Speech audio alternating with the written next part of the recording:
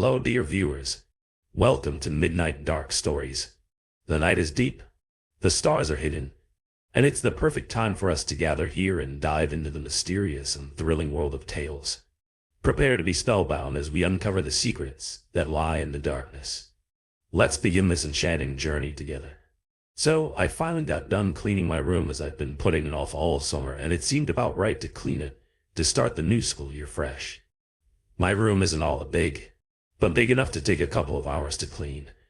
As I got finished cleaning, I found a book lying on the floor. This book was not ordinary in a way, as it did not have a title on the front nor a summary on the back. The book was about the size of any novel book, but the binding and the material was not the same, as it was not a paperback nor was it a hard copy. The covers of the book are made out of a leather-like material, brown in hue, and wrinkled in appearance. The binding of the book has what looks like string weaved in and out of it. I don't know where this book came from, but it seemed fairly interesting, so I opened it.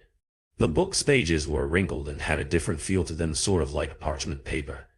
The pages had a black lining around the edges of each page, with a small red image which I could not make out for the life of me. I continued to examine the book, and as I did, I noticed something was off. What was wrong was that the pages were blank, as if it has never been used.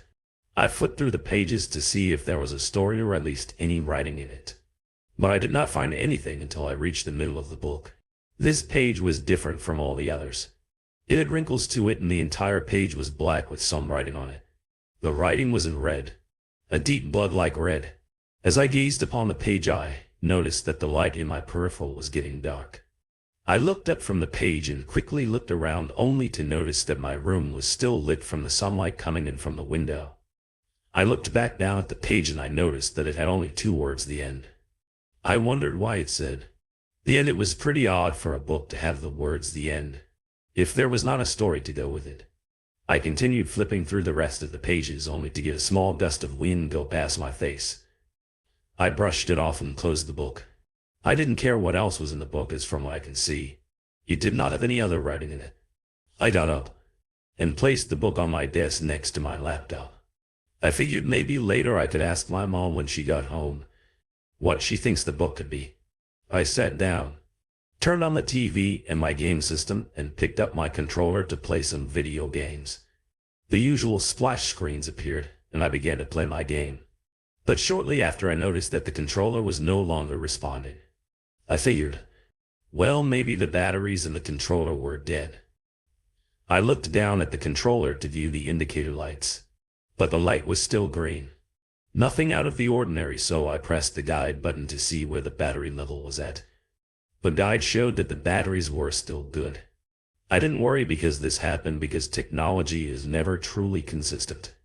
That's when I got up and walked to the kitchen to grab some spare batteries out of the remote. As I walked out of my room and into the hallway, I heard what sounded like tapping from the controller. I turned around, but walked back into my room to see maybe if the controller fell from where I was. But no, it was still in the same position I left it in.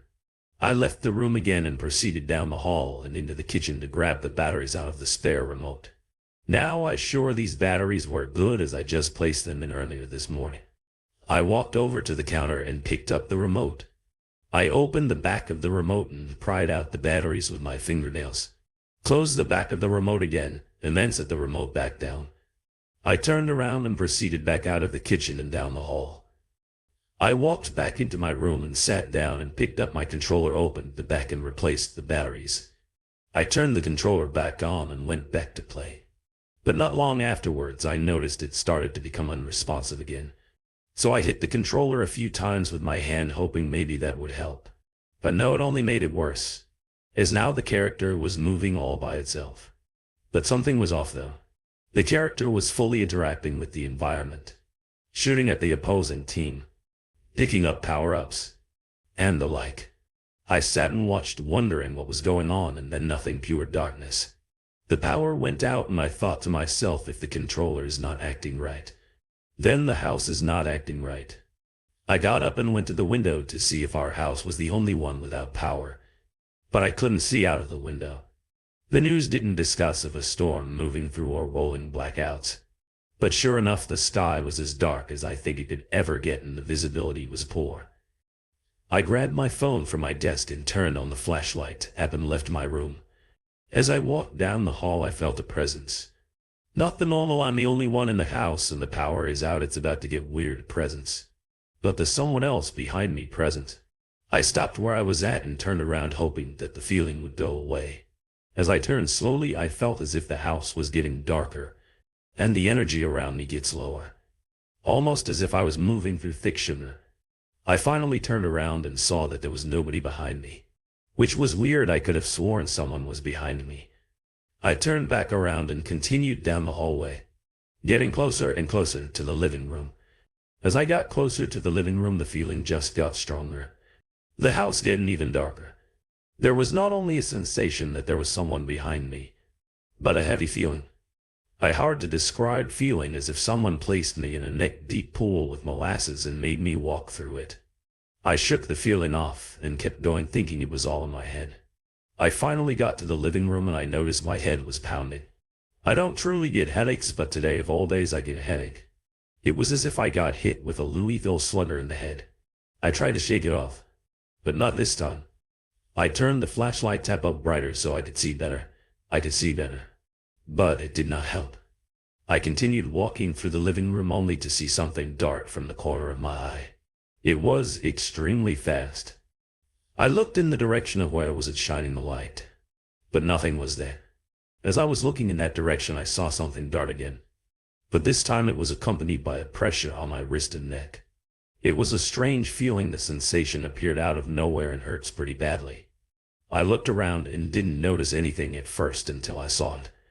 It was tall, roughly 8 feet in height and slightly skinny.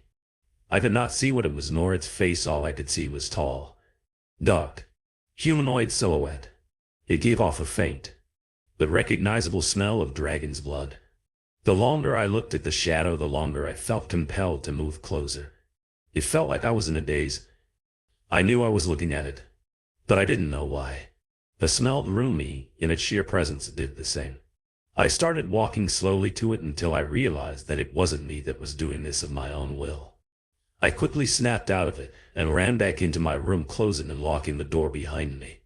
I turned around from the door into the center of my room only to see the book lying on my bed with it open to the middle of the book where the words "The End" was. I looked at the page and noticed something sitting on top of the page. I walked over to the book and saw that it was a small gemstone. From the looks of it, it looked like a bloodstone. Where it came from, I don't know. No, but it was not there before. I didn't hesitate.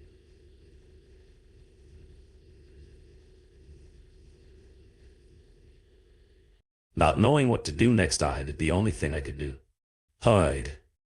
I hastily walked to my closet and proceeded to open it. As I opened it, I was greeted once again by this tall, dark figure. I looked up at it this time, not being able to look away. I felt myself this time moving towards the figure slowly, but at the same time gradually picking up speed. As I got closer to the figure, the smell of dragon's blood grew stronger and stronger and stronger. I was afraid of what was going to happen, so I closed my eyes, praying, hoping that this wouldn't be it. As I got closer, something happened. The lights came back on and my parents were standing next to me, asking me why was I staring into the closet. I did not know what to tell them. How do I explain to them what has transpired without looking crazy? I just looked at them until the thought ran across my mind about the book. I looked around for the book and I couldn't find it anywhere. I looked at my parents and asked them what happened to the book that I had. My parents looked at me and asked, "What book?" I told them that I had found a book that was made out of leather and that had weird pieces of paper in it. My mom didn't say anything, but just looked at me and walked out. But my dad, he told me that the book I was describing belonged to his father's father's father, and the book was stored in the attic. He told me that it was a book that's not meant for reading, and he left my room. I looked at him puzzled and sat down on my bed. Wonder what did he mean by that? Later that night, I was getting ready to go to bed. I've just taken my shower, put on my pajamas, and was getting ready to lie down, until I've noticed that the book was sitting back on my bed. I didn't want to open it and look at it. I just wanted to go to bed. I placed the book on my desk. hopped in the bed and got in underneath the covers and went to sleep. I did not have pleasant dreams. It was nothing but a nightmare. One nightmare after another, until I woke up with tears running down my face. I looked around and took a deep sigh of relief in which I noticed my throat was dry. Your best bet after it's easy to keep your eyes shut. I tried to get up, but I couldn't. My body wouldn't move. My hands and feet were tingling and I couldn't open my mouth. It felt as if someone or something were holding me down to my bed. I tried with all my might to get up, but I couldn't. I tried to call for help, but words would not form as my mouth would not open. I then noticed something at the foot of my bed. It was tall and dark. I stared at it for a second, hoping for my eyes to adjust, in which they did. And that's when I noticed it was the same dark figure I encountered earlier. I couldn't move. I couldn't scream. I couldn't do anything but stare. I looked at it, but didn't feel anything like I did before. I closed my eyes tight, hoping for it to all be a nightmare. I took a deep breath and opened them, only to see it now standing over me. All I could see on it was a smile and teeth. Sharp, razor-like teeth. Its teeth were red in color. I just laid there and stared. As I stared, the overwhelming smell of dragon's blood came back, along with the headache and the feeling of a pressure on my wrist and neck. The only sensation I got, the only emotion I felt, was dread. All I could do was close my eyes with the image of it smiling. Razor-sharp teeth burned into my mind forever. Thank you so much for joining me in the world of Midnight Dark Stories. I hope these tales have sent shivers down your spine and sparked your imagination. Remember to subscribe, like, and share your scariest thoughts in the comments. Until the next time we meet in the darkness, keep the thrill alive.